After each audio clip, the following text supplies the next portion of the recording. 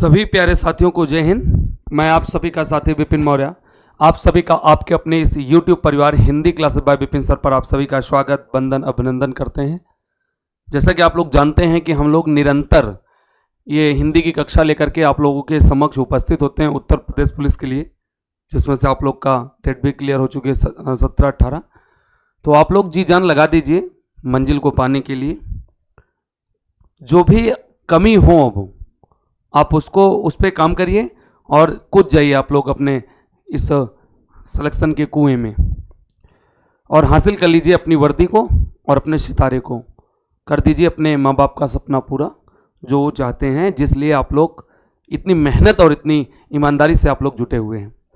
ठीक है, तो उत्तर प्रदेश पुलिस के लिए हम लोग हिंदी की परीक्षा, मतलब हिंदी का जो पेपर आपका 37 नंबर का आएगा, आपका 37 नंबर इससे बाहर का नहीं आएगा। एक बात ये नोट कर लीजिए, ठीक। तो इसको आप लोग शेयर करिए, वीडियो को लाइक करिए, कमेंट करिए, और जितने भी प्यारे साथी वीडियो को लाइक नहीं किए हैं लाइक करें, और जितने भी प्यारे साथी हमारे चैनल पे नए हैं वो लोग चैनल को सब्सक्राइब करेंगे, वीडियो को लाइक करेंगे और अपने ग्रुपों में शेयर करिए। अच्छा लगेगा आपको, ज़्यादा से ज़्यादा संख्या में आप लोग जुड़ें, ज़्यादा से ज़्यादा संख्या में इसको फैलाएं। ठीक जी भाई, सभी को शुभ संध्या, गुड इवनिंग, सभी को प्रणाम, सभी को आशीर्वाद, सभी के माता पिता को हमारा प्रणाम। जी भाई, काजल नमस्ते, भाई मयंक नमस्ते, सभी को शुभकामनाएं। ठीक है भाई, ठीक है। सभी का नाम लेने में हम थोड़ा असमर्थ हैं क्योंकि जो है बहुत सारे लोग भेजते रहते हैं, तो हमारे पास इतना वक्त नहीं भी सभी का नाम लेने के लिए। ठीक है, तो सभी को नमस्ते, सभी को शुभ संध्या, सभी को गुड इवनिंग। चलिए भाई, जय हिंद सभी को साथियों, और हम क्लास शुरू करते हैं। आज की कक्षा को हम प्रारंभ करते हैं। ठीक है, चलिए हमारे प्यारे साथियों, आज का हमारा पहला प्रश्न आप लोग के स्क्रीन पर आ चुका है। ठीक है, पहला प्रश्न हमारा आज आपका सामने लिखा है कि कंदरा किसका पर्यायवाची है। कंदरा किसका पर्यायवाची है? गुफा, खोह, गुहा, ये सभी आपके समक्ष प्रश्न पत्र रखा है। प्लीज आप लोग उत्तर दें फटाफट। आज का पहला प्रश्न आप लोग के स्क्रीन पर है। ठीक है, तो बिल्कुल भाई बिल्कुल, कंदरा किसका पर्यायवाची है? सभी का डी ऑप्शन, वेरी गुड, बिल्कुल सही जवाब है आप लोगों का, डी ऑप्शन इसमें सही है। ठीक है, तो कंदरा आपका गुफा का भी है, खो भी है, गुहा भी है। ठीक है, ये गुफा का पर्यायवाची है। किसका है? गुफा का, सामने लिखा भी हुआ है गुफा का। गोह भी होता है इसका, गोह भी गुफा का होता है। ठीक है, गुहा, खे, गुफा, कंदरा और गोह, ये गुफा के पर्यायवाची हैं। गुफा जानते हो ना? हाँ, जो गुफा बनाई जाती है वही गुफा है।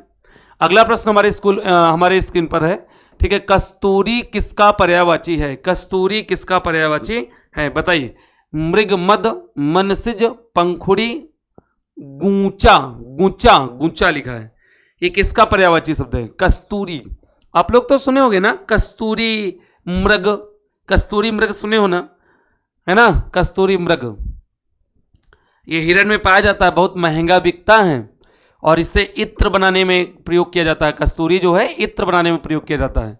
ठीक है जी, हाँ बिल्कुल, सभी का सही जवाब है आप लोग का, ए ऑप्शन इसमें सही है, मृग मद। ठीक है, हमेशा याद रखिएगा, ये हिरण, कस्तूरी हिरण सुने होंगे। ठीक है, ये इसकी तीक्ष्ण गंध होती है, इसमें रासायनिक पदार्थ वगैरह मिलाकर इस समय इत्र बनाने में इसका भरपूर और बहुत ज़्यादा प्रयोग किया जा रहा है। ठीक है, ये कस्तूरी मृग का। ठीक है, चलिए, ये कस्तूरी मृग मृग मद का है। चलिए अगला प्रश्न हमारे ये पीछे वाला प्रश्न देखिए जरा से, ये जो मनसिज लिखा है, मनसिज। ठीक है, मनसिज। ठीक है, मनसिज किसका पर्याय है, कोई बताएगा? मनसिज। ठीक है, ये कामदेव का मनसिज कहते हैं, कामदेव को। पंखुड़ी तो जानते हो, पंखुआ के। गूंचा कोई मतलब नहीं इसका।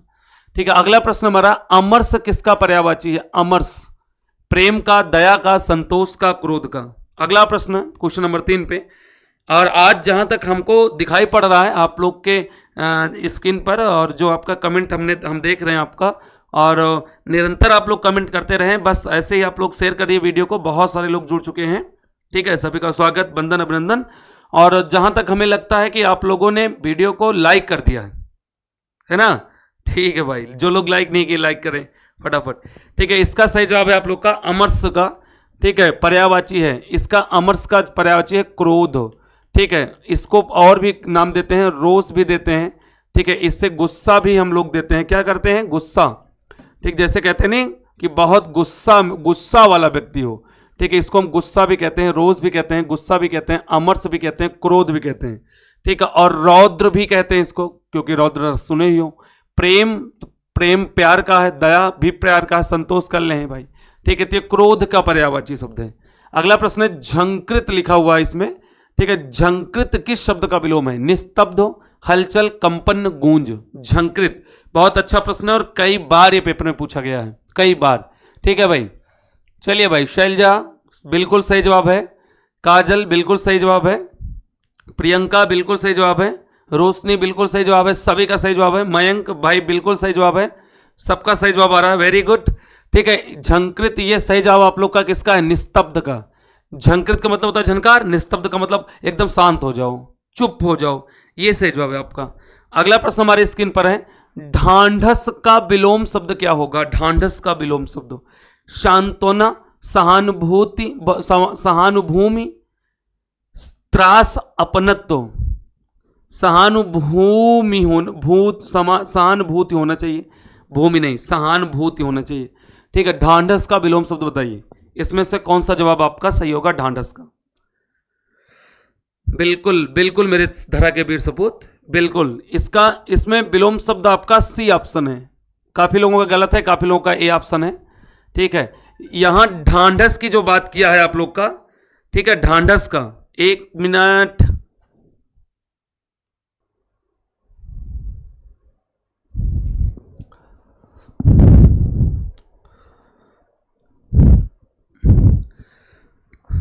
अगला प्रश्न है आप लोग की स्क्रीन पर, ढांढस का विलोम शब्द क्या होगा? ढांढस का आप कमेंट बॉक्स में कमेंट करके बताएं, इसका विलोम शब्द क्या होगा? सांत्वना, सहानुभूमि नहीं होता, सहानुभूति होता है, त्रास, अपनत्व।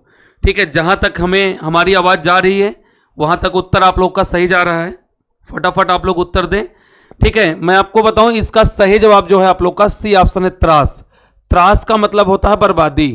ठीक है, क्या होता है? बर्बादी। अब यहां ढांढस बंधाएं, आप लोग सुने हो ना?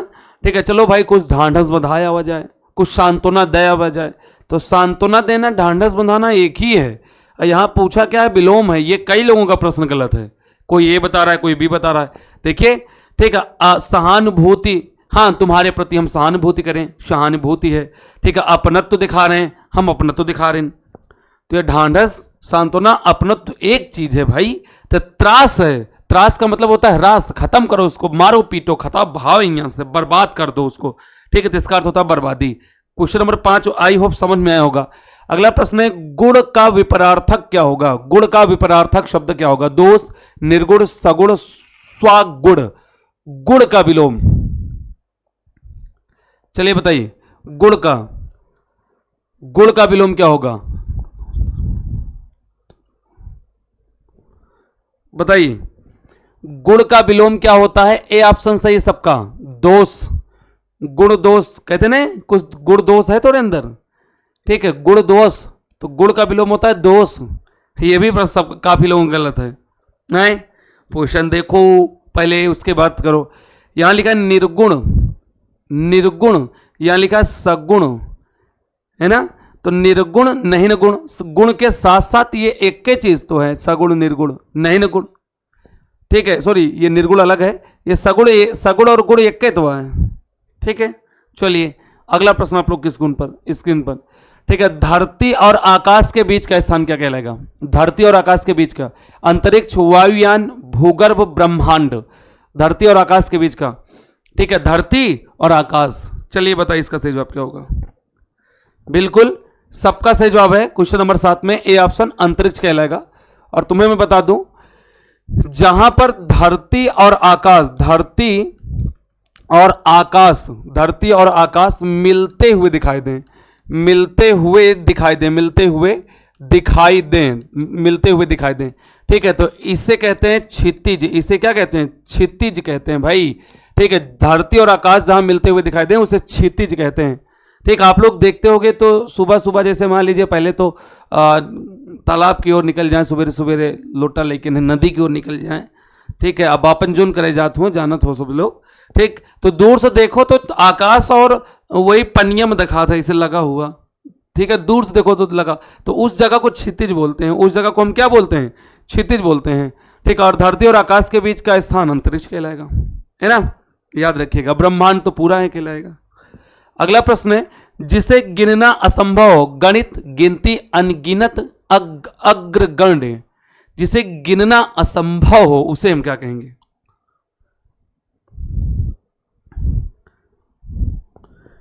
चलिए भाई फटाफट आप लोग जवाब दें। सभी का एक बार फिर से तहे दिल से स्वागत है आपके अपने इस YouTube परिवार में। ठीक है, जिसे गिनना असंभव हो उसे हम लोग कहते हैं अनगिनत भाई, जिसे गिनना असंभव हो। अग्र का मतलब होता है आगे, ठीक है, अगण्य का मतलब होता है गणना, ठीक है, आगे गणना करोगे तो अगण्य कहलाएगा। तो ये सही जवाब है आपका अनगिनत। ठीक है, अगला प्रश्न है, उलूक का तद्भव रूप क्या होगा? उलूक का तद्भव रूप आपको मैं बता दूं कि ये मैं जो पेपर करा रहा हूं यूपीपी विशेष के रूप से है। ये आपको मैं बता दूं कि यूपीपी का पेपर आप लोग उठाकर लगातार देख लीजिए, उत्तर प्रदेश पुलिस का, ना तो बहुत कठिन प्रश्न बनता है ना तो बहुत सरल बनता है मेरे भैया। ठीक है मेरे बाबू भैया, यही तरह प्रश्न बनी, ठीक है, 10+2 की वैकेंसी है, उसी लेवल का पेपर बनता है।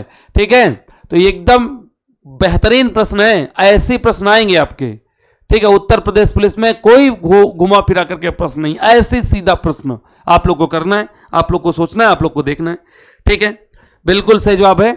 उल्लू का तद्भव रूप है उलूक। कहां? उल्लू, ये ऑप्शन उल्लू। जैसे कहते हैं उल्लू हो का, और उल्लू का दिन में दिखाई नहीं देता, रात में दिखाई देता है।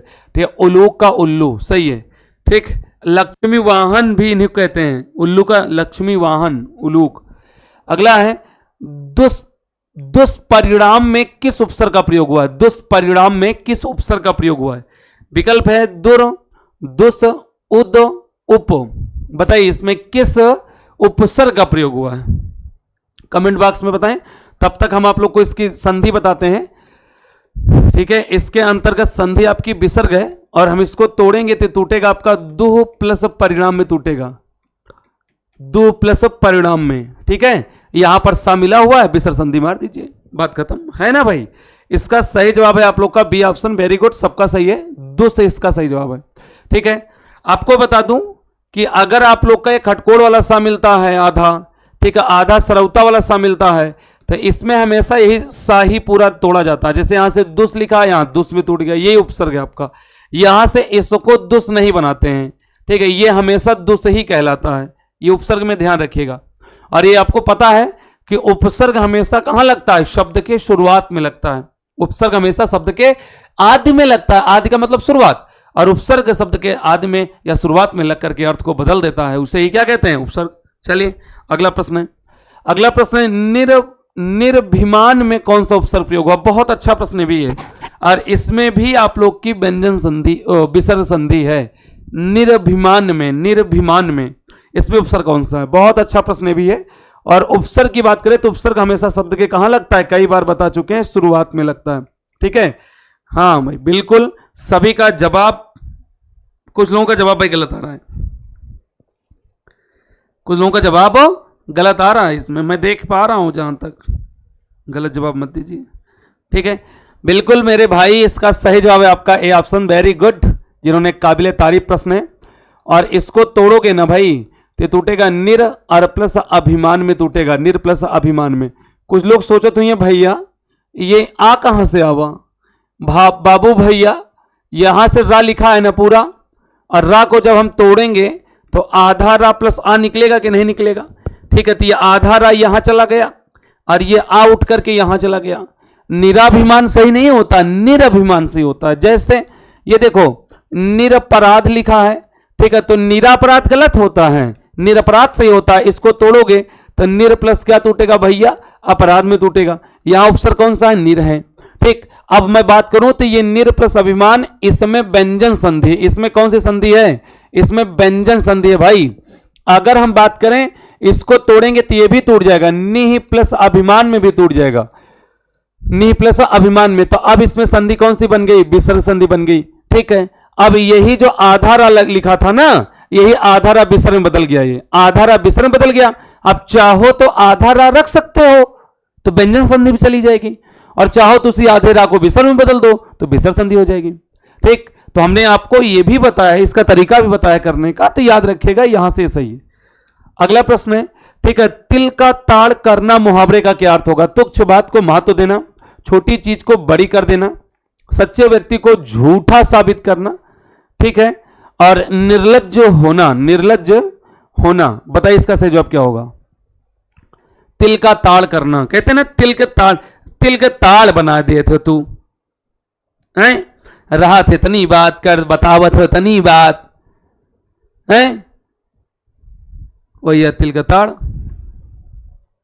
कोई लोग हो थे इसे, यू जितना ने कमेंट करता है यूं हुई है, कुछ जने कहो, कुछ ने बिताए चुका हूं यहाँ पे, कुछ ने बितावत हुए, रहा इतनी बताई है इतनी। ठीक, छोटी चीज को बड़ी कर देना, तिल का ताड़, छोटी चीज को बड़ी कर देना, तो छोटी चीज को बड़ी कर देना, तुच्छ बात को महत्व देना, तिल का ताड़ करना। ठीक, यहां से आप लोग का बी ऑप्शन, तुच्छ छोटी चीज को बड़ी कर देना, बी ऑप्शन इसमें सही है। लेकिन एक बात बताऊं, तिल का ताड़ करना तुच्छ बात को महत्व देना भी हो जाएगा। पूछो कैसे? इसलिए कि तिल का ताड़ करना तुच्छ बात रही, जो ने कि कोनो महत्व नहीं ना, जिसका कोई महत्व नहीं ना, ठीक है, तुच्छ बात रही, कोई जरूरत नहीं ना, लेकिन उसका महत्व दे देना। ठीक है, तो तिल का ताड़ बना दें। ठीक, छोटी चीज को बड़ी कर देना, छोटी चीज को बड़ी करना। लेकिन यहां से इन दोनों ऑप्शन में ज्यादा सटीक सही आपका ए ऑप्शन होगा, छोटी तुच्छ बात को महत्व देना। क्यों? क्योंकि तिल का ताड़ बनाना हम बात ही तो करेंगे, बात ही करेंगे ना, छोटी चीज यहां आ गई तो चीज में कुछ भी आ सकता है। अगर विकल्प में ए ना होता तो बी सही हो जाता। ठीक है, तो इसलिए आपका इसका विकल्प ए सही होगा, ए तुच्छ बात को महत्व देना। ए विकल्प आपका ऑल राइट है, सही है। इसमें बहुत सारे बच्चों ने बी ऑप्शन बताया, ए ऑप्शन सही आपका। चलिए अगला प्रश्न है, अगला है, दांतों तले उंगली दबाना किस मुहावरे का अर्थ है? दांतों तले उंगली दबाना, ठीक है, आश्चर्यचकित होना, शर्मिंदा होना, मजबूर होना, निराश होना। इसका सही जवाब क्या होगा? Question number 13। फटाफट आप लोग उत्तर बताएं।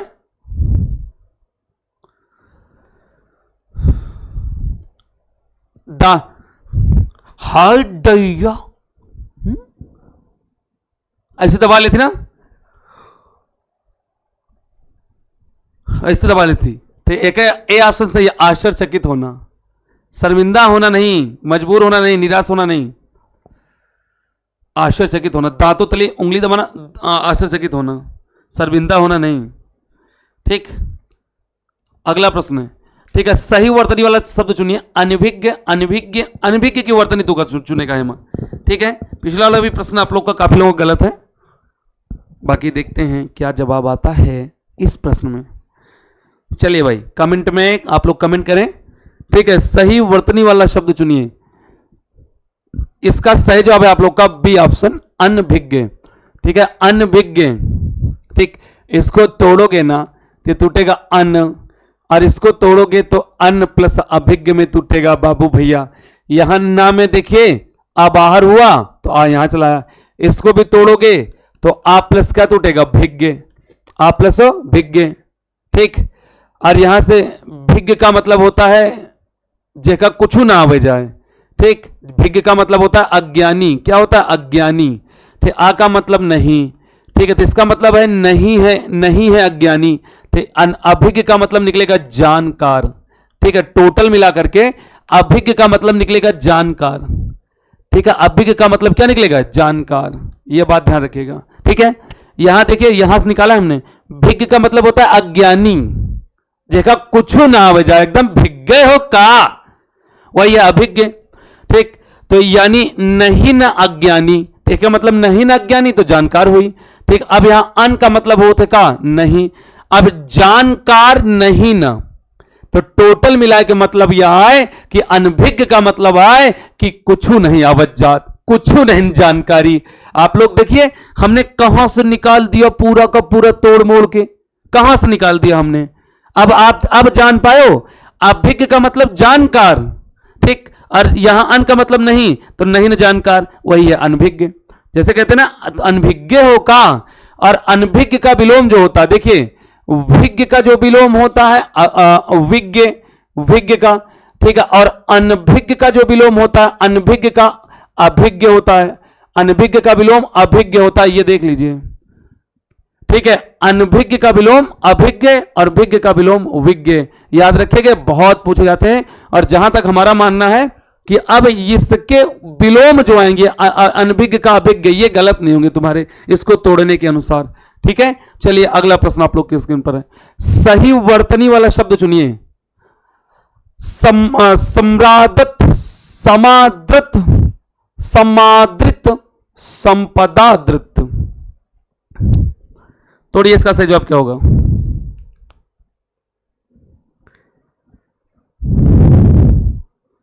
क्या बात है, क्या बात है, बिल्कुल सही जवाब है आपका। ठीक है, इसमें बी ऑप्शन सही, समादृत, सम प्लस आदृत में टूटेगा।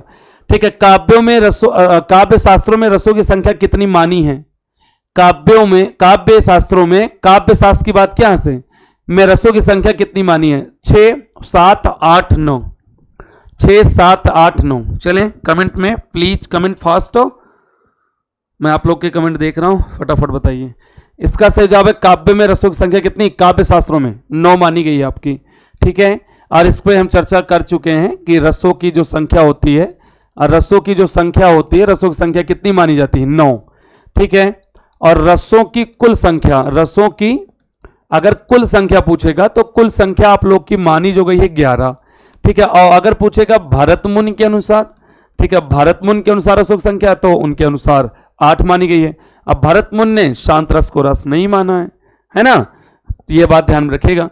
तो ये आप लोग के रस की संख्या है, और इसमें पेपर में यूपीपी में ये पूछे जाते हैं, और इन रसों के स्थायी भाव पूछे जाते हैं। आप पीछे के पेपर उठाकर देख लीजिए, यहीं पर घूम फिरा करके प्रश्न बना हुआ है पूरा। चलिए अगला प्रश्न आप लोग की स्क्रीन पर। चौपाई के प्रत्येक क्षण में कितनी मात्राएं होती हैं? चौपाई के प्रत्येक क्षण में कितनी मात्राएं होती हैं? 12, 14, 16, 18। चौपाई के प्रत्येक क्षण में कितनी मात्राएं होती हैं? 12, 14, 16, 18।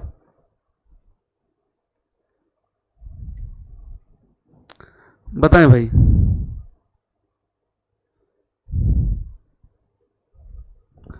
बिल्कुल सबका सही है, वेरी गुड।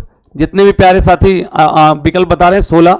चौपाई के प्रत्येक, फिलहाल आपको मैं बताऊं कि चौपाई के अंतर्गत 4 चरण होते हैं। कितने चरण? और प्रत्येक चरण में 16-16 मात्राएं लगती हैं प्रत्येक चरण में।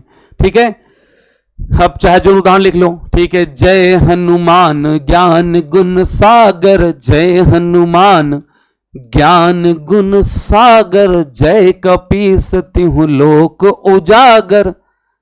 जय हनुमान ज्ञान गुण सागर।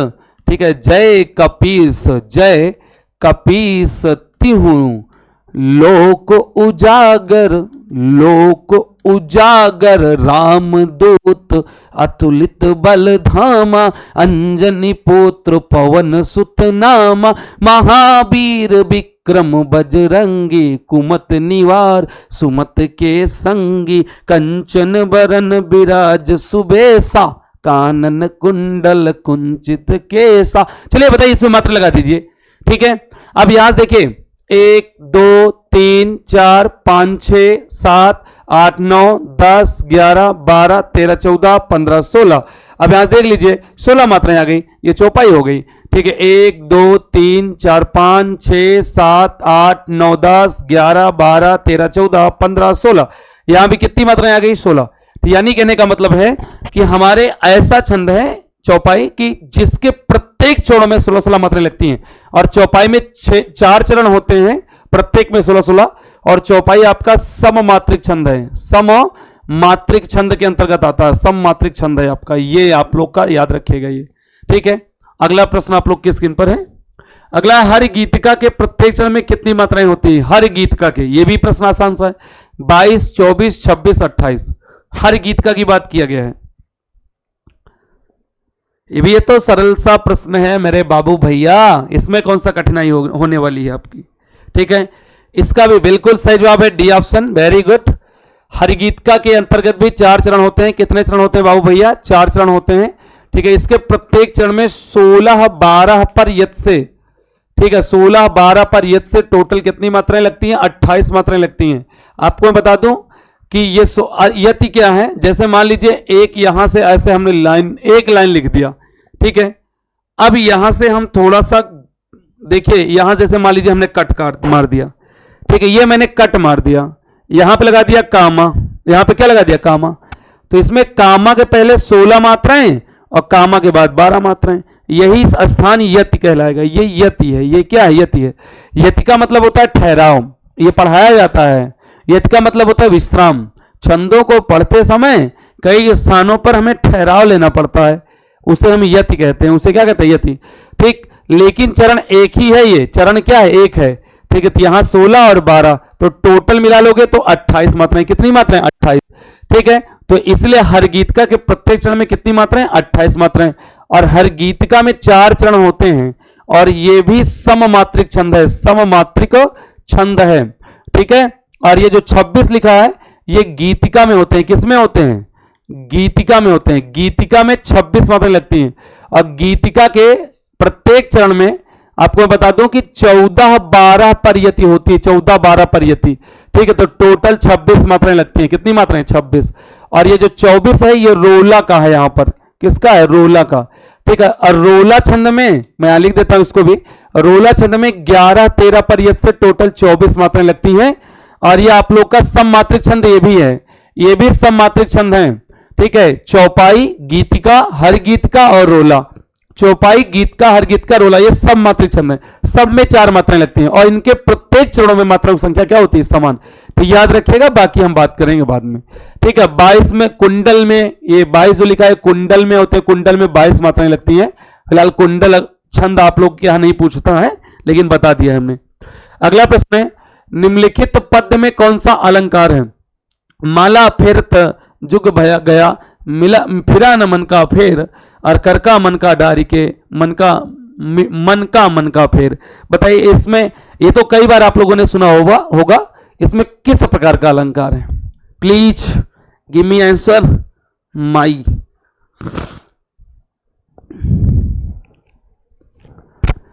रूपक, अनुप्रास, यमक, उल्लेख। देखते हैं कितने लोग बता पाते हैं इस अलंकार को, बढ़िया मजेदार अलंकार को, ठीक है। चलिए, बिल्कुल C option, very good, C option है सभी का। तुम्हें बता दूं कि यहां से देखिए मन का, ठीक, सॉरी, ये मन का, यहां भी देखिए मन का, यहां भी देखिए मन का। हमने यमक में जहां पर, मैं यहां ले देता हूं, जहां पर एक ही शब्द की आवृत्ति, एक ही शब्द की आवृत्ति, ठीक है, एक से अधिक बार हो, एक से अधिक बार हो, लेकिन उन शब्द के अर्थ अलग अलग निकले, अर्थ अलग निकले, उसे हम यमक अलंकार कहते हैं। उसे क्या कहते हैं? यमक अलंकार। यहां देख लीजिए, माला फेरत, ये कबीरदास की पंक्तियां हैं, ठीक है। कबीरदास कहते हैं कि माला फेरत जुग भया, यानी कि माला तो है नहीं हमारे पास, नहीं मैं तुमको दिखाता। जैसे मान लीजिए, मैं यहां जैसे मान लीजिए ये माला है, मान लीजिए, ठीक है, ये क्या है? माला है। मैं दिखा रहा हूं, आप लोग को दिखा रहा हूं, आप परेशान न होइए, ठीक है। जय प्रभु, जय हो, जय हो, जय हो, ठीक। हमारे पास सारी व्यवस्थाएं हैं, परेशान न होइए, ठीक। अब जैसे देखिए भाई, सारी व्यवस्थाएं, आप निश्चिंत रहिए, परेशान नहीं। जैसे आप लोग की ये माला है, ये क्या है? माला है, ठीक है। तो जैसे कबीरदास कहते हैं कि जैसे कि बहुत सारे लोग ऐसे होते हैं, माला ऐसे, राम राम राम राम राम राम, जय श्री कृष्ण हरिओम हरिओम हरिओम हरिओम हरिओम हरिओम हरिओम हरिओम हरिओम हरिओम हरिओम हरिओम हरिओम हरिओम, ऐसे से करते हैं, ठीक है, ऐसे से करते हैं। माला फेरत जुग भया, फंस गवा का हो, कहाँ फंस गवा कहूँ, उल्टा लग गया है हमका लागत है, ठीक, चला ठीक है। तो जैसे ऐसे माला है, तो इनका कहना है कि माला फेरत जुग भया, या माला फेरत तो पूरा समय बीत गवा, फिरा न मन का फेर, फिर भी ईश्वर के दर्शन नहीं हुए, ठीक है। हमारे मन में जो व्याधियां थी वो फिर भी नहीं गई। माला फेरत, बहुत माला फेरिन, पूरा जीवन बीत गया माला फेरत, लेकिन हमारे मन का फेर नहीं हटा, हमारी व्याधियां नहीं खत्म हुई। कर का मन का डारी के, अरे मन का फेर, अरे हे बावले पुरुष, हे बावले महिला, ठीक है, इस माला फेरने से, ईश्वर के नाम से जपने से कुछ नहीं होने वाला। जब तक तुम अपने मन के अंदर की कमियों को, अपने मन के अंदर की जो त्रुटियां भरी हुई हैं, जो हे भावना भरी हुई है, इस भावना को जब तक तू निकालेगा नहीं, तब तक इस माला फेरने से कुछ होने हवाने वाला नहीं है। ठीक है, उसको, इस माला को छोड़।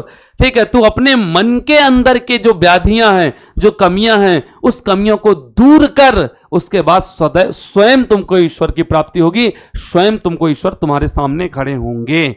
इसका अर्थ है। ठीक है, तो यहां यमक अलंकार है। ये मन का मतलब होता है मन के, ठीक है, और मन का मतलब होता है ये माला वाला, तो ये इसका अर्थ है यमक अलंकार है। उम्मीद करते समझ में आया होगा। ठीक है, तो ये बात ध्यान रखिएगा, ये आपका यमक अलंकार का है। ठीक है, हरि ने बोला हरि ने सुना, हरि ने बोला हरि ने सुना, हरि गयो हरि के पास, और हरि देखा हरि में गया, हरि रह गयो उदास। ये भी यमक अलंकार है। ठीक है, ये भी यमक अलंकार है। बिल्कुल बिल्कुल यमक अलंकार है, इसमें कौन सी बड़ी बात है। सारंग ले सारंग चली, करी सारंग का ओटो, और सारंग झीनी जान के मारी सारंग चोटो। इसमें भी सारंग की आवृत्ति बार बार है, इसमें भी यमक अलंकार है। रूपक में आप लोग को बताया है कई बार कि उपमेय उपमान मिलते हैं, और आप लोग को इसमें अनुप्रास में वर्णों की आवृत्ति बार बार होती है। ठीक है, उल्लेख अलंकार में, ठीक है, जहां पे किसी का वर्णन अनेक रूपों में किया जाए। तू प्राण है पवन में, विस्तार है गगन में, तू रूप है सौंदर्य में, तू सुमन है, तू कुसुम है सुमन में, यानी कि सुंदरता की बात कर रहा है। यही अलंकार है आप लोग का उल्लेख अलंकार। ठीक है, तू प्राण है पवन में, विस्तार है गगन में। फिलहाल इसके बारे में हम आगे डिस्कस करेंगे, लेकिन यहां यमक की बात की गई थी। ठीक है, उम्मीद करते हैं कि आप सभी लोगों को यमक अलंकार समझ में आया होगा। ठीक, याद रखिएगा यमक अलंकार है। अगला प्रश्न है आप लोग की स्क्रीन पर। ठीक है, मत विलास प्रहसनम किसकी रचना है। मत विलास प्रहसनम किसकी रचना है। फिलहाल संस्कृत की है, और आपको बता दूं कि एक आध प्रश्न अब आप लोग का संस्कृत का भी पूछ लेता है। ठीक है, मैं इसको रख दे रहा हूं।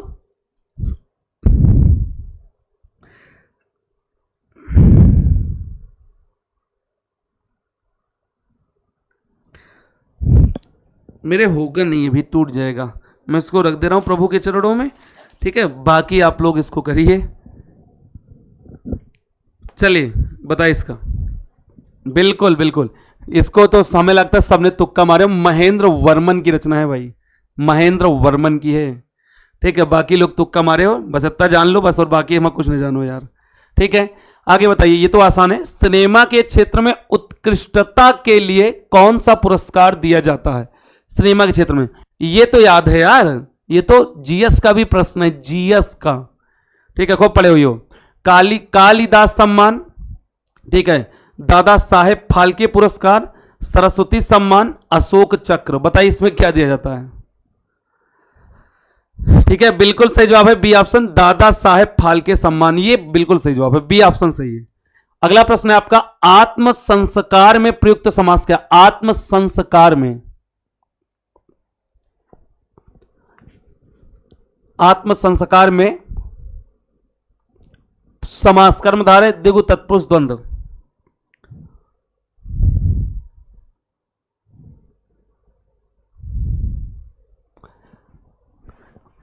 आत्म का मतलब होता है अपने लिए। ठीक है, अपने लिए संस्कार। ठीक है, इसका सही जवाब है आपका बिल्कुल सही, तत्पुरुष समास है। ठीक है, इसमें आपका करण तत्पुरुष है, करण तत्पुरुष है इसमें भाई। ठीक है, याद रखिएगा तत्पुरुष समास। और इस पे कल डिस्कस कर चुके थे हम, इस पे कि कौन सा तत्पुरुष होगा, कौन सा का क्या, कौन सा समास होगा, ज्यादा डिस्कस नहीं करेंगे। स्वतंत्र शब्द का विपरार्थक क्या होगा। स्वतंत्र का, स्वतंत्र का, स्वतंत्र का मतलब होता है हम स्वतंत्र हैं, परतंत्र, अधीनता, नौकरशाही, राजतंत्र।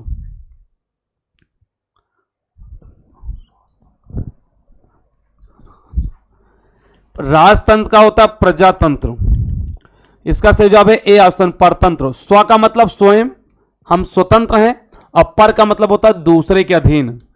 ठीक है, तो इसका सही जवाब है ए ऑप्शन, सही है। अगला प्रश्न है, ठीक है, परमावश्यक का संधि विच्छेद करिए। परमावश्यक बताइए, इसमें परमा प्लस आवश्यक, परमा प्लस वयस्क, परमो प्लस आवश्यक, परम प्लस आवश्यक, इसमें कौन सी संधि होगी? बताएं भाई, इसमें कौन सी संधि होगी? जल्दी जल्दी बताइए भाई। बिल्कुल, इसका जो सही जवाब है आपका डी ऑप्शन, परम प्लस आवश्यक। ठीक है, इसमें देखिए छोटा आ प्लस यहां बड़ा आ बराबर मिलकर के क्या तैयार होगा? बड़ा। ठीक है, इसमें आपको मैं बात करूं तो दीर्घ स्वर संधि है। कौन सी है? ठीक है, दीर्घ स्वर संधि। इसमें कुछ करने की जरूरत नहीं है आपको, मैंने कई बार हम आपको बता चुके हैं। अगला, ध्रुव स्वामिनी के रचयिता कौन है? ये तो आसान सा प्रश्न है। ध्रुव स्वामिनी के रचयिता कौन है? जयशंकर प्रसाद भैया, सुमित्रा नंदन पंत, सूर्यकांत त्रिपाठी निराला, महादेवी वर्मा।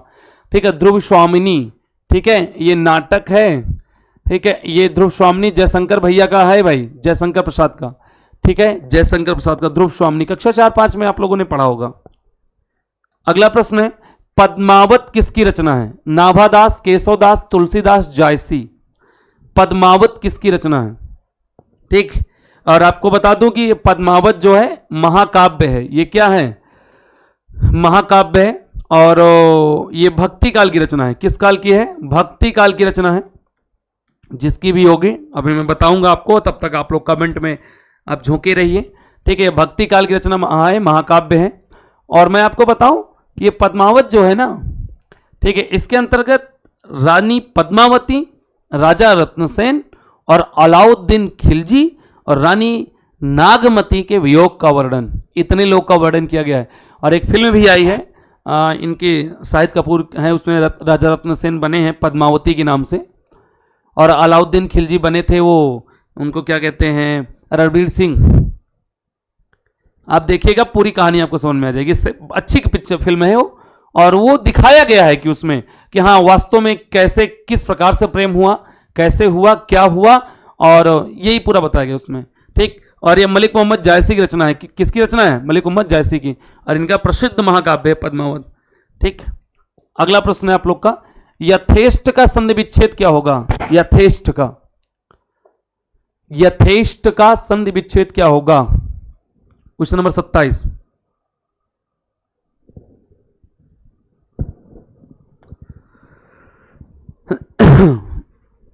इसका सही जवाब है आपका ए ऑप्शन, यथा प्लस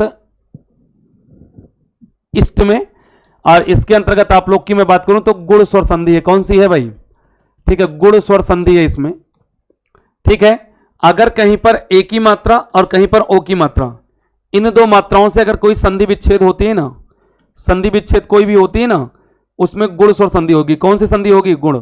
अब यहां से देखो, यथा प्लस इष्ट, इसको हमने तोड़ा, यथा और प्लस ईस्ट गलत होता है। अगर तुम ये तोड़ दोगे ईस्ट, तो ईस्ट नहीं होता, इष्ट होता है, क्योंकि इष्ट का इष्ट देव सुने होगे ना, भगवान इष्ट, भगवत इष्ट, इष्ट देव। ठीक, तो यहां से इसमें देखिए बड़ा आ और यहां से छोटी बराबर ए की निकल गई मात्रा। ये संधि आप लोग की ए ऑप्शन बन गया, यथा प्लस इष्ट। यस, एकाएक में कौन संधि है? एकाएक में दीर्घ गुण वृद्धि यण। ये भी आसान सा प्रश्न है। आप लोग को वर्णमाला का एक टॉपिक हम टॉपिक टेस्ट के रूप में पूरा रिवीजन करा चुके हैं। अब की बारी है संधि की। लगभग 100+ प्रश्न होंगे संधि में भी, और उस प्रश्नों के माध्यम से पूरी संधि भी हम रिवाइज करा देंगे। ठीक है, तब तक चलिए इसको देखिए। इसका एकाएक में आप लोग की सी ऑप्शन सबका सही है, वृद्धि संधि है। अगर कहीं पर आय की मात्रा और कहीं पर औ की मात्रा से कोई शब्द विच्छेद होगा तो संधि आप लोग की वृद्धि होगी। कौन सी होगी? वृद्धि। अब यहां इसको तोड़ेंगे तो 1 + 1 में टूटेगा। यहां से देखिए आ और यहां पर ए, और इसको मिला लेंगे तो आय बन जाएगा। ठीक है, तो इसीलिए इसको दोनों, ये आय की मात्रा एकाएक में चली जाएगी, इसको हट जाएगा, एकाएक टूट जाएगा। ठीक, तो ये संधि आप लोग की वृद्धि है। अगर किसी भी शब्द के अंत में ओष्ठ का उच्चारण हो, ओष्ठ का उच्चारण हो, किसी भी शब्द के अंत में ओष्ठ का उच्चारण होता है तो संधि आप लोग की वृद्धि होती है। कौन सी होती है? वृद्धि संधि।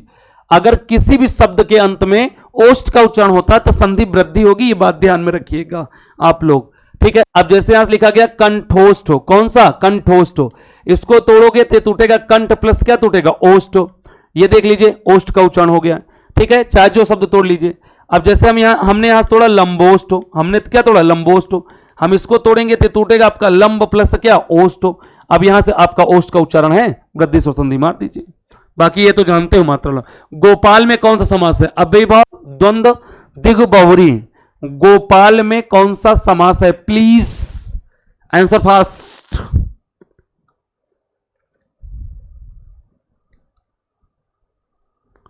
बताएं भाई, गोपाल में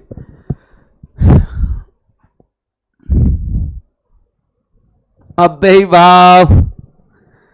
अच्छा प्रश्न आ गया ना, ऑप्शन एक है ये नहीं ना जो उन्हें को हो चाहिए, लेकिन फिर ऑप्शन में है कुछ ना कुछ तो है ये। ठीक है, इसका सही जवाब है आपका डी ऑप्शन बहुरी। ठीक है, गोपाल अब यहां से कृष्ण को कहेंगे। ठीक है, गायों को ठीक है पालने वाला, ठीक है पालने वाला अर्थात, ठीक है अर्थात श्री कृष्ण। अर्थात कौन? श्री कृष्ण। ठीक है, अब यहां से पर्यायवाची मिल गया। अब पर्यायवाची मिल गया तो समास कौन सा है? D option बहुब्री। गोपाल गायों को पाले जो, गायों को पाले जो, गायों को पालने वाला अर्थात श्री कृष्ण। ठीक है, और वैसे इसमें गोपाल में फिलहाल ज्यादातर रूप में तत्पुरुष समास होता है। ठीक है, अब यहां से गायों को पालने, गायों का पालक, गायों का ठीक है पालक, गायों का पालक या पालने वाला, संबंध तत्पुरुष है इसमें, सॉरी गायों को होगा, गायों को पालने वाला, गायों को पालने वाला। ठीक है, संबंध नहीं होगा यहां पर। मैं एक बार आपको फिर से बता देता हूं, इसमें कर्म तत्पुरुष होता है। कौन सा है? कर्म तत्पुरुष होता है। ठीक है, फिलहाल अगर गोपाल में अगर तत्पुरुष समास होता तत्पुरुष होगा। तत्पुरुष क्यों नहीं हुआ? क्योंकि तत्पुरुष है नहीं विकल्प में। विकल्प में तत्पुरुष नहीं है तो हम बहुब्री पे चले गए, और बहुब्री में कौन सा सही हो गया? आपका पर्यायवाची लेकर के। तो जिस समास में पर्यायवाची आए या जिस समास में तीसरा पद प्रधान हो उसे बहुब्री कहते हैं। हमें लगता है कि ये प्रश्न सभी लोगों ने कहा था कैसे ऐसे ऐसे भा। चलो अगला प्रश्न है। अगला, सप्तशती में कौन सा समास है? दिगु द्वंद्व तत्पुरुष कर्मधारय। सप्तशती में, सप्तशती में कौन सा समास है? दिगु द्वंद्व तत्पुरुष कर्मधारय। बताएं भाई। बिल्कुल, इसका सबका सही जवाब है आपका सप्तशती में आपका द्विगु समास है। यहां देखो सप्त लिखा है, सप्तशती। ठीक है, सप्त का मतलब सात। ठीक है, सप्तशती, सती का मतलब होता है शतक, सती का मतलब शतक। जैसे सप्तशती सुनो ना, सप्तशती सतसई, ये वाला देखिए। ठीक है, सप्तशती तत्सम शब्द है सतसई का। ठीक है, ये तद्भव शब्द है। ठीक है, और ये इसका सप्तशती, ठीक है सप्तशती, ये तत्सम शब्द है, यहां सलजम वाला लग जाएगा। तो यानी कि सत का मतलब सात और सती का मतलब शतक। ठीक है, सात शतक, कितने शतक? सात शतकों का समूह, सात शतकों का समूह द्विगु समास। और जिस समास का पूर्व पद क्या हो? संख्या हो। जिस समास का पूर्व पद संख्या हो उसे हम द्विगु समास कहते हैं। बात खत्म। ठीक, आप लोग सुने होंगे बिहारी सतसई, तो बिहारी सतसई में सात शतक हैं, 719 दोहे हैं, इसलिए उसको सतसई बोला जाता है। बिहारी सतसई को इसलिए सतसई बोला जाता है क्योंकि उसमें 719 दोहे हैं। तो 7 शतक लग चुके हैं ना, 700 पार हो चुके हैं ना, 7 शतक लग चुके हैं, इसलिए सतसई बोला जाता है। द्विगु समास है, और द्विगु समास में उत्तर पद प्रधान होता है और द्विगु समास में पूर्व पद संख्यावाची होता है। चलिए अगला प्रश्न आप लोग की स्क्रीन पर। ऐश्वर्य का पर्याय क्या वाची क्या? धनवान, वैभव, दरिद्रता, विकास। ऐश्वर्य, ऐश्वर्य होना चाहिए यहां पे। ऐश्वर्य का, ऐश्वर्य होता है, ऐश्वर्य नहीं, ऐश्वर्य का पर्याय चाहिए धनवान, वैभव, ऐशो आराम सुने हो ना, दरिद्रता, विकास। किसका इसमें पर्याय चाहिए? 31 number, question number 31, fast track answer.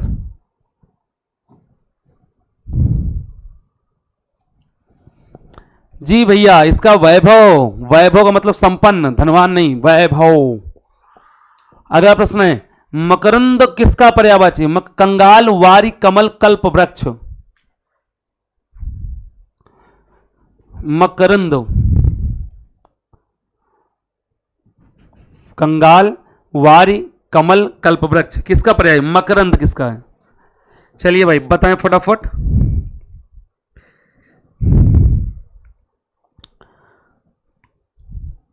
बिना देरी के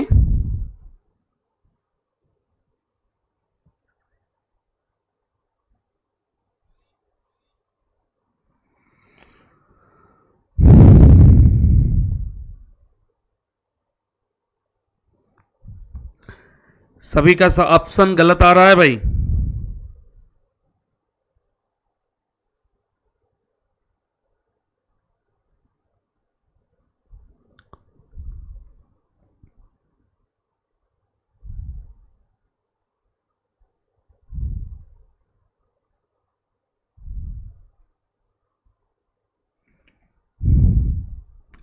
गलत आ रहा है भाई पेपर।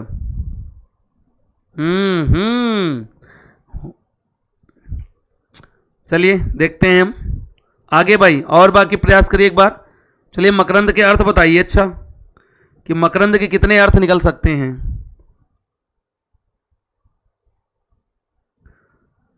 मकरंद के कितने अर्थ निकल सकते हैं ये ही बता दीजिए।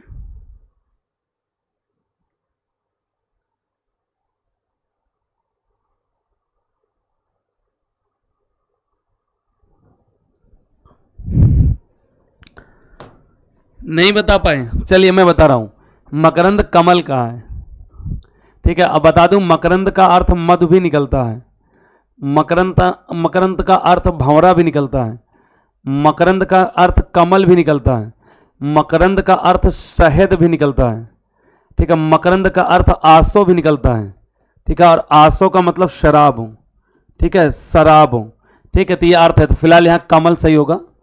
अब वारी पानी का पर्यायवाची किसका है, पानी का। कंगाल का मतलब एकदम कुछ ना हुआ है। कल्प वृक्ष, ठीक है। पारिजात, ठीक है। देवद्रुम, देवद्रुम, ठीक है।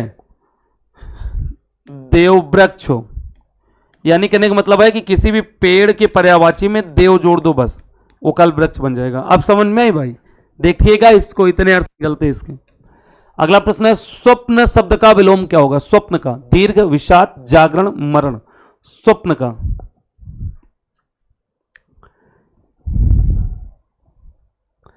स्वप्न शब्द का विलोम, क्वेश्चन नंबर 33 बताए भाई जी। आ नहीं रहा आपका आंसर, ठीक। स्वप्न में सोवत रहा है ना, जागरण होगा इसका। दीर्घ का हर्ष होता है भाई, विषाद का विलोम हास्य होता है, मरण का जीवंत होता है, जीवंत, ये सही है, जागरण। अगला स्वच्छता का विपरार्थक शब्द क्या होगा। स्वच्छता, स्वच्छ, अस्वच्छ, अस्वच्छता और शुद्ध। ये तो आसान सा है, क्वेश्चन नंबर 34, बहुत सरल पेपर क्वेश्चन है, ठीक। क्वेश्चन नंबर 34 में, ठीक है। ये अस्वच्छता, ये आप लोग का हो जाएगा स्वच्छ का अस्वच्छ, स्वच्छ का अस्वच्छ, ये सही है, ठीक है। आपका सी ऑप्शन। अगला प्रश्न है, स्वधर्म का विपरार्थक क्या होगा। स्वधर्म, परधर्म, सुधर्म, धर्मात्मा, धर्मांध। जो धर्म के लिए अंधा हो उसे धर्मांध बोलते हैं, जो जन्म से अंधा हो उसे जन्मांध बोलते हैं।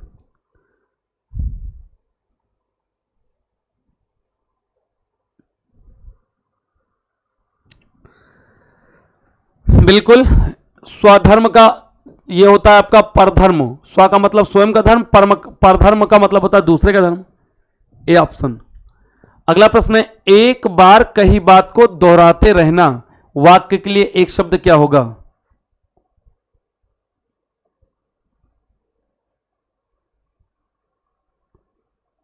ये गलत है, ये मैं लिख देता हूं पूरा यार, ठीक है। ये सही होगा, ठीक है। पृष्ठ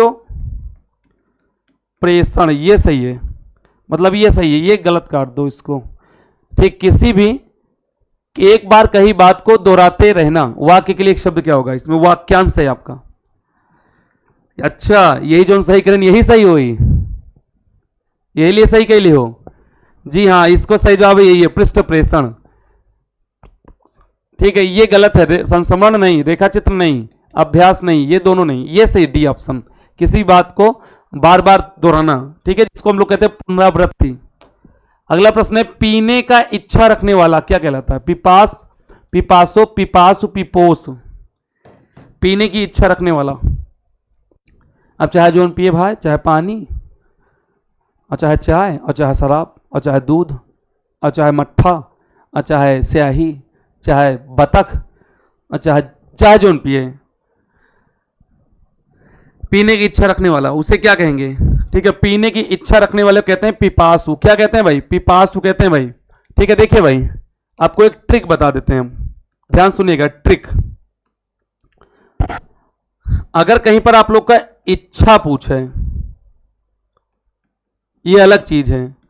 अगर कहीं पूछे इच्छुक पूछे, और अगर यह पूछे इच्छा रखने वाला, इच्छा रखने वाला, ठीक है, तो ये दोनों एक हैं, ये दोनों क्या हैं? एक के हैं। ये अलग चीज है, ये अलग चीज है, इच्छा अलग चीज है, ये दोनों एक चीज हैं। ठीक, अब जैसे यहां से इच्छा वाला होता, पीने की इच्छा होता, तो इसको लिखते पिपासा। क्या लिखते? पिपासा। ये ठीक, अब कुछ करना नहीं। देखिए भाई सभी लोग ध्यान से, यहां पर देखिए बड़या की मात्रा है, तो यहां बड़या की मात्रा लगा दो। ठीक, अब जैसे यहां से इच्छुक है तो इसको हमने लिखा पिपासु, यहां क्या लिखा? पिपासु। यहां पर देखिए छोटे की मात्रा लगी है, यहां छोटे की, तो यहां छोटे की लगा दो। सब में ऐसे ही होगा, जितने भी प्रश्न करोगे ना इच्छा इच्छुक वाले, सब में ऐसे होगा। ये ट्रिक है, पीने की इच्छा पिपासा, पीने की इच्छुक पिपासु। अब जैसे कह दिया जाए, ठीक, यहां से, ठीक है, जानने की इच्छा, जानने की इच्छा, ठीक है, तो हम इसको कहेंगे जिज्ञासा। क्या कहेंगे? जिज्ञासा। अगर ये कह दें कि जानने का इच्छुक, जानने का इच्छुक या इच्छा वाला, ठीक है, तो इसे कहेंगे जिज्ञासु। इसे हम क्या कहेंगे? जिज्ञासु। अब देखिए यहां से आपका छोटा हो, यहां बड़ा, यहां बड़ा, यहां छोटा हो। बस इतना तुम्हें ध्यान रखना है कि इच्छुक और इच्छा रखने वाला एक ही होता है, इतना ध्यान में रखना है बस। ये बहुत अच्छी ट्रिक है विपिन सर की, ठीक है, और बाकी सही हो जाएगा। अब जैसे कहते हैं जहां से मरने की इच्छा, ठीक, हमने लिखा मरने की इच्छा, ठीक है, और मरने की इच्छा कहेंगे मुमूर्षा। क्या कहेंगे? ठीक है, मुमूर्षा। ठीक है, और अगर इच्छुक होता तो इच्छुक में हो जाता मुमूर्षु, इच्छुक में क्या हो जाएगा? मुमूर्षु हो जाएगा। ये है तैरने की इच्छा, ठीक है, हो जाएगा तितीर्षा। तैरने की इच्छा तितीर्षा, तितीर्षा ये, और तैरने की इच्छुक हो जाएगा तितीर्षु। क्या हो जाएगा? तितीर्षु। ये इच्छुक है, ये इच्छा है। खाने की इच्छा बुभुक्षा, खाने के इच्छुक बुभुक्षु। जीने की इच्छा जिजीविषा, जीने का इच्छुक या जीने की इच्छा वाला जिजीविषु। जीतने की इच्छा जिगीसा, जीतने की इच्छा जिगीसा, और जीतने की इच्छुक ये हो जाएगा जिगीसु। ये क्या हो जाएगा? जिगीसु। तो ये इच्छा और इच्छुक वाले बहुत अच्छी ट्रिक है, आपको जीवन में भविष्य में कभी याद करने की जरूरत नहीं पड़ेगी। और इसके 20 से 25 प्रश्न वाक्यांश होते हैं, 20 से 25 वाक्यांश, और ऐसा कोई पेपर नहीं जिसमें इसके प्रश्न ना इच्छा और इच्छुक वाले 100% तुम्हारे सही हो जाएंगे। ठीक है, ये विपिन सर का वादा है, यही याद रखेगा। इच्छा तो बड़े की मात्रा, इच्छुक और इच्छा रखने वाला एक है, और यहां से छोटे की मात्रा लगा दो, है ना। आगे बढ़ा जाए, चलो आगे। अगला प्रश्न है, घोटक का तद्भव शब्द हो क्या है? घोटक का, घोड़ा, घड़ी, घोट, घाट। ये तो आसान सा प्रश्न है भाई। घोटक का तत्सम क्या होता है? घोड़ा। ये तो सही जवाब है आपका, ठीक है, यही सही जवाब, घोड़ा, घोटक, अश्व, बाजी। अगला है, परिभाषा में कौन सा उपसर्ग है? परिभाषा में अ, अपि, प्र, परि। ये भी आसान सा प्रश्न है। हमारी चारों तरफ की जो वातावरण है वही परिभाषा है। जैसे व्याकरण की परिभाषा बताओ, तो व्याकरण के चारों तरफ जो फैली हुई वही परिभाषा है। परि का मतलब चारों तरफ, व्याकरण के चारों तरफ जो भाषा है वही परिभाषा है। हमारी परिभाषा, हमारे तरफ जो परिभाषा जो चारों तरफ फैली, हमारी परिभाषा, तुम्हारी परिभाषा। तो इसका सही जवाब है आपका परि। ठीक है, ये परि का मतलब होता है चारों ओर, चारों ओर। ये अगला प्रश्न है, परिग्रह में कौन सा समास उपसर्ग है? उपसर्ग पूछे इसमें भी। परिग्रह में कौन सा उपसर्ग है? परि, प्र, प्रति, पर।